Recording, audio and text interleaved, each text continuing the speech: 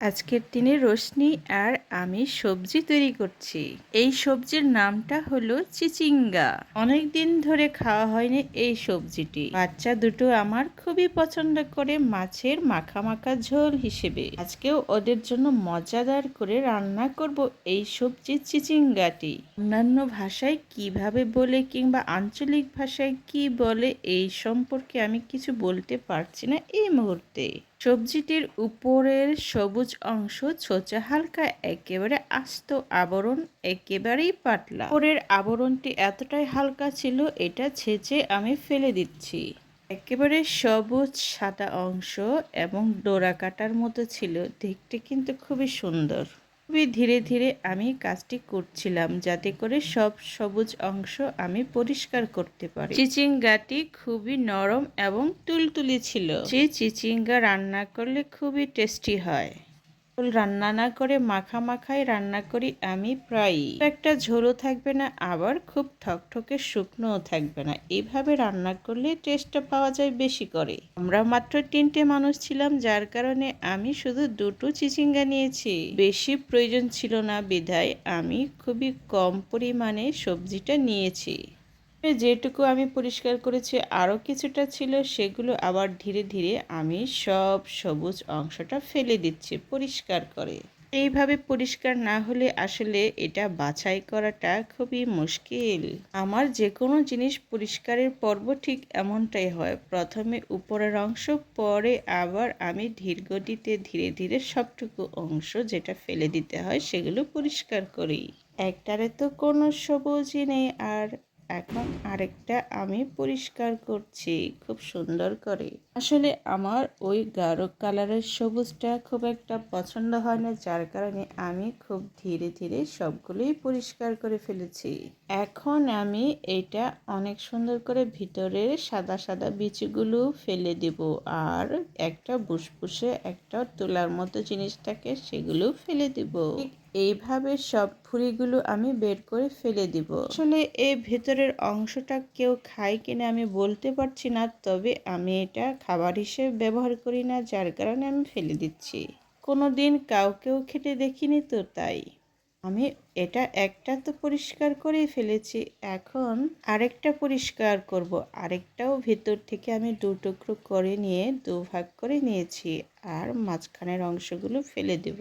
কেমন জানি তুলার মতো করে নরম আর একটু ফুসফুসে। যে পরিষ্কার করার ক্ষেত্রে আমি সব সময় আমার একটা স্বাচ্ছন্দ্যবোধ, স্বকীয়তা বজায় রাখি। যেমন আমি আমার মনের মতো করে সবজিটা খুব সুন্দর করে পরিষ্কার করি, না হলে মনের ভিতর কেমন জানি খুঁতখুঁত জিনিসটা থেকেই যায়, যার ফলে পরিষ্কার জিনিসটা আমি মন দিয়ে করে থাকি।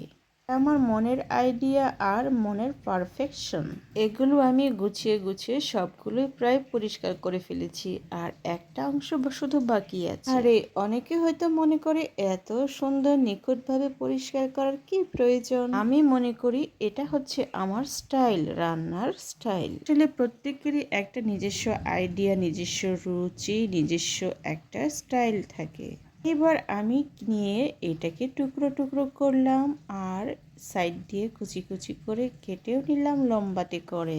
এটা কেন এভাবে সাইজটা করছি, এটা হচ্ছে আমার ছোট্ট টুকটুকি খেতে পছন্দ করে। সে ডাটা মনে করে একটা একটা তুলে নেয় আর গপ করে খেয়ে নেয়। মন করে সবগুলো আমি একই সাইজে একই মাপে কুচি কুচি করে স্লাইস করে তৈরি করে নিব রান্নার জন্য। আমি যে এতটা সাইজে পাকাপোক্ত ছিলাম তা নয়। আরও 15 বছর আগে আমি যখন সবজি তৈরি করতাম, তখনকার সময়ে এক একটা সবজির সাইজ ঠিক এক এক রকম হতো। তার মানে আমি বলতে চাচ্ছি একটি তরকারিতে কমপক্ষে 40-50 রকমের সাইজ অবশ্যই থাকতো। আমার ক্যামেরার সামনে চলে আসছে আমার প্রিয় মুখ, আমার প্রিয় টুনটুনি।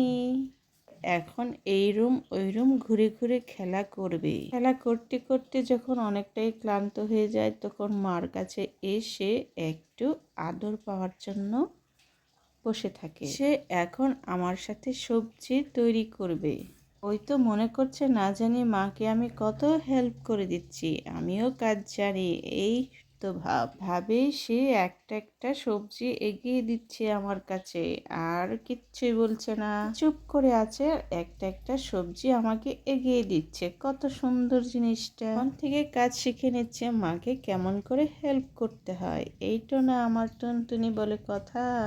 খুব দক্ষ হয়ে উঠছে, তাই দুধ দিয়ে যায়। 1 মাসই আছে সে, এত বলে এটা অনেক সুন্দর পুটপুটি, শরীরটা খুবই হালকা, অনেক কাজ করবে বড় হলে। বড় পুটপুটি এসেছে আমাকে সাহায্য করতে পড়াশোনা বাদ দিয়ে। তাই আমি বললাম তুমি চলে যাও, পড়াশোনা করো, কোনো কাজ করতে হবে না তোমার। সামনে পরীক্ষা, ওকে পড়া দিয়ে বসিয়েছি, তুমি এগুলো পড়ো। এখন দয়া করে পড়াশোনাটা করো মা, পড়তে হবে, যত পড়বে তত পরীক্ষার খাতায় বেশি করে লিখতে পারবে। এইভাবে আমার সাথে সে অনেকক্ষণ কাটায় আর অনেকটাই হেল্প করছে। হলুদ বলেও সে সবজিগুলো রেখে দিচ্ছে মার সাথে, মার দেখা দেখি কাজও করছে। আমি ওর কাজের সুবিধার জন্য বোলটা ধরে রাখলাম, আর সে সবজিগুলো তুলে তুলে দিচ্ছিল। যেগুলো তো সাইজ করে ফেলেছি, এখন আমি সবজি বাদ দিয়ে চাল মেপে ঝেড়ে নিয়ে আসছি রান্না করার জন্য। এটা আমি সাধারণত রাইস কুকারে দিয়ে থাকি। এগুলো মেপে নিয়েছি সুন্দর করে। এখন এটা পরিষ্কার করে ধুয়ে নেব। চাল ধুতে কচলে কচলে অনেক সময়টা আমি ধুয়ে থাকি। চালগুলো নিলাম আর পানি দিয়ে ভালো করে কষে কষে চারিদিকটা সুন্দর করে ধুয়ে নিচ্ছি। এগুলো বাড়ির চাল, রান্না করার আগে প্রতিবারই আমি চালের খোলা দিয়ে ঝেড়ে থাকি। এবার আমাদের বাড়ির চাল খাওয়া প্রায় শেষের দিকে, কয়েক বস্তা নিয়ে আসছিলাম, প্রায় সব শেষ। এখন আমাদের বাজারের চাল খেতে হবে কিনে। একটি কথা বলতে কি, বাড়ির চালগুলো রান্না করে খেলে না খুবই স্বাদ, এতটাই টেস্টি মনে হয়, আরো খেতে ইচ্ছে করে। বাজারে তৈরি করা, তার মানে মিলের চালগুলো কিন্তু এতটা টেস্ট পাওয়া যায় না। চালগুলো ভালো করে পরিষ্কার করে ধুয়ে পানিটাও মেপে নিয়েছি। রাইস কুকারে ভাত বসালে পানিটা পরিমাণ মতো মেপে দিতে হয়, এটা সবারই জানা, নতুন করে বলার কিছু নেই। তারপরও ভিডিওর ক্ষেত্রে আমি বলেছি। ঢাকনাটাও দিয়ে দিয়েছি আর সুইচটাও অন করে দিয়েছি। এখন আমার অন্যান্য বাকি কাজটা আমি করব। সবজিটা ভালো করে পরিষ্কার করে ধুয়ে নিয়েছি, সাথে আমি পুঁইয়ের নরম ডাঁটাটাও দিয়ে দিয়েছি। এখন আমি সবজি একসাথে মাখিয়ে রান্নায় চড়িয়ে দেব। টুনটুনি এখানে কিছু চালের গুঁড়িও দিয়ে দিয়েছে, কি আর করা। পরিষ্কার কড়াইয়ে আমি সবজিগুলো সব একসাথে দিয়ে দিলাম। তারপর আমি বাকি ইনগ্রিডিয়েন্টসগুলো দিয়ে দিব। এখন আজকে সবজিটা আমি এমনভাবে সুন্দর করে মাখিয়ে চড়াবো যে কারো খেতে ইচ্ছে করবে, রান্নার টেস্ট এতটাই বাড়বে যে। সব মশলাগুলো আমি একসাথে দিয়ে দিব। হলুদ দিয়েছি, তারপর দিব হচ্ছে শুকনো মরিচ, প্রয়োজন মতো হলুদটা আমি দিয়ে দিলাম। শুকনো মরিচ পরিমাণে একটু হালকা, খুব বেশি একটা দিব না, যেমনটা না দিলে নয়, টেস্টটা যাতে কম হয়ে না যায় সেই কারণে শুধু শুকনো মরিচটা দিব। কিছু দিয়ে দেওয়ার পর এবার দেব হচ্ছে জিরা, আদা, রসুন বাটা একসাথে, আর তার সাথে লবণটাও। সব মশলা তো আমি রেডি করেই রেখেছি, এখন সেটা আমি একসাথে দিয়ে এমন চটকে চটকে মাখবো না। আর মাখার আগে আমার টুনটুনি মাখতে চলে আসছে, কিন্তু ওর হাতটা তো আমার সাবান দিয়ে ধুয়ে দিতে হবে। যে জিরা, আদা, রসুন সব মশলা আমি এখন দিয়ে দিয়েছি। সবগুলো ভালো করে চটকে চটকে মাখিয়ে নিচ্ছি, যাতে করে সবজিটা একটু নরম নরম ভাব চলে আসে। আমি আমার প্রয়োজন মতো করে তেলটা নেব। একটু হাতের মাপ নিচ্ছে এই কারণে, যাতে খুব কমও না হয়ে যায়, খুব বেশিও না হয়ে যায়। এ পরিমাণ মতো পানিটাও দেব আমার প্রয়োজন মতো, যাতে সবজিটাও সেদ্ধ হয় আর রান্নাটাও শেষ হয়ে যায়। এইভাবে আমি আমার মাখিয়ে রাখা সবজিগুলো অনেক সুন্দরভাবে প্রস্তুত করলাম। হাতে মাখানো সবজিটা খুব টেস্ট হবে আজকে। এখন আমি কি করব, কিছু 2 টুকরো মাছ আমি এখানে 5 টুকরো তৈরি করেছি। মাছটা কিন্তু আমি ভেজে নেইনি, একেবারে কাঁচা মাছ।